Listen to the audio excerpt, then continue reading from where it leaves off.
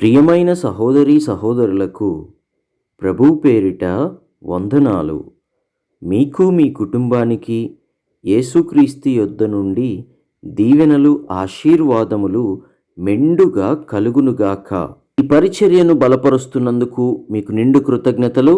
అలాగే ఇది క్రిస్మస్ నెల కాబట్టి దైవజనుడిని ప్రేమించి గౌరవించి మీరు చూపుతున్న ఆ ప్రేమను బట్టి మీకు నిండు కృతజ్ఞతలు. దేవుడు మిమ్మల్ని గొప్పగా దీవించి మీ బిడ్డల మీద ఆశీర్వాదాలు కురిపించునుగాక. ఈరోజు యేసుక్రీస్తు యొద్ద నుండి మీకు బంగారు మాట, దేవుని వాగ్దానము, సామెతల గ్రంథము 28వ అధ్యాయము 25వ వచనము. యెహోవా యందు నమ్మిక ఉంచువాడు వర్ధిల్లును. ఆమేన్. మీరు మీ కుటుంబాలు వర్ధిల్లునుగాక. 1000 దహన బలులు అర్పించినటువంటి సొలొమోను మహారాజు ఈ సామెతల గ్రంథాన్ని రాశారు. దేవుడు రాయిస్తే వ్రాశారు.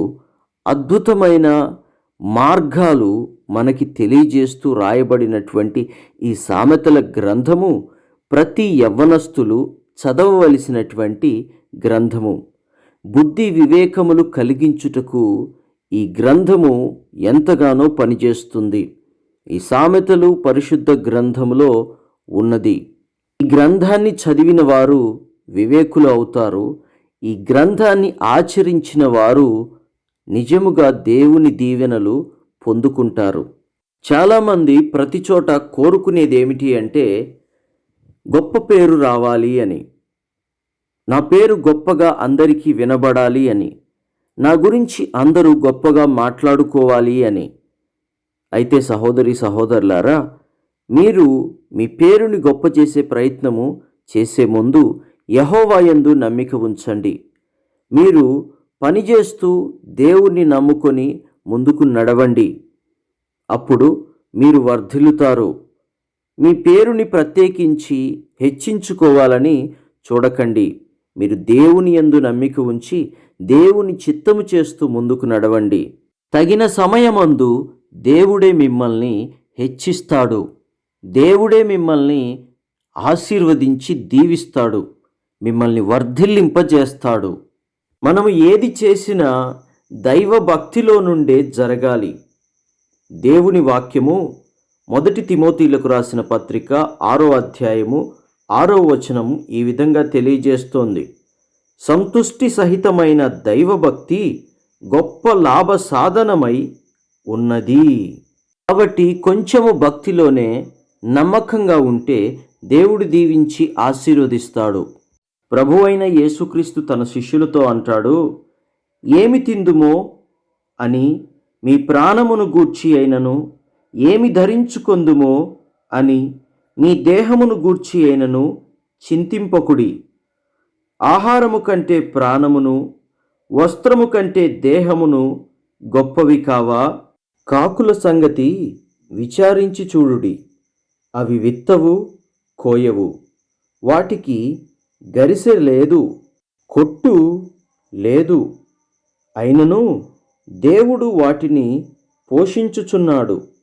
మీరు పక్షుల కంటే ఎంతో శ్రేష్ఠులు.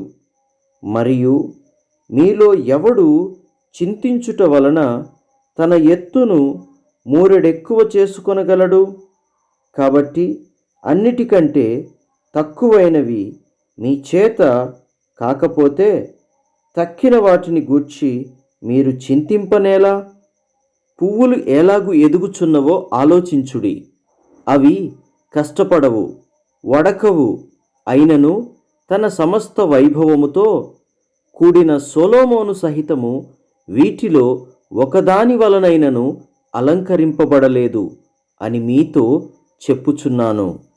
నేడు పొలములో ఉండి రేపు పొయ్యిలో వేయబడు అడవి గడ్డిని దేవుడు ఇలాగు అలంకరించిన ఎడల, అల్ప విశ్వాసులారా, మీకు మరి ఎంతో నిశ్చయముగా వస్త్రములిచ్చును.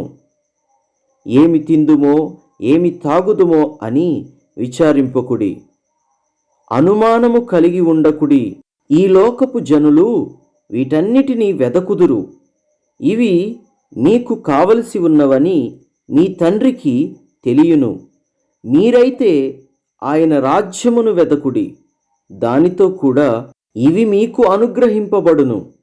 చిన్నమంద, భయపడకుడి. మీకు రాజ్యము అనుగ్రహించుటకు మీ తండ్రికి ఇష్టమై ఉన్నది. మీకు కలిగిన వాటిని అమ్మి ధర్మము చేయుడి. పాతగిలని సంచులను, పరలోకమందు అక్షయమైన ధనమును సంపాదించుకొనుడి. అక్కడికి దొంగరాడు, చిమ్మట కొట్టదు. కాబట్టి సహోదరి సహోదరులారా, మనము గొప్ప పేరు కోసం ప్రయత్నం చేయడం కాదు, కానీ తృప్తి కలిగిన, సంతృష్టి కలిగిన, భయభక్తులు కలిగిన భక్తి జీవితాన్ని కొనసాగించడము ఎంతైనా మేలు, ఎంతైనా ఆశీర్వాదము. ప్రార్థన. తండ్రి, నీకు వందనాలు, స్తుతులు, స్తోత్రాలు నాయనా. నీ యందు భయము, నీ యందు భక్తి, నీ యందు నమ్మిక కలిగిన జీవితం మాకు దయచేయండి అయ్యా. నీ యందు నమ్మిక ఉంచువాడు వర్ధిల్లును. నీ యందు నమ్మిక ఉంచుతున్నాము తండ్రి. నీ యందు మేము నమ్మిక ఉంచుతున్నాము తండ్రి. నీ యందు నమ్మిక ఉంచి మేము వర్ధిల్లునట్లుగా మీ కృప, మీ దయ, మీ కనికరము మా మీద, ఈ వాక్యం వింటున్న ప్రతి ఒక్కరి మీద ఉంచండి నాయన. వారి బిడ్డల మీద ఉంచండి తండ్రి. మందరము బహునమ్మిక కలిగి వర్ధిల్లునట్లుగా సహాయం చేయండి.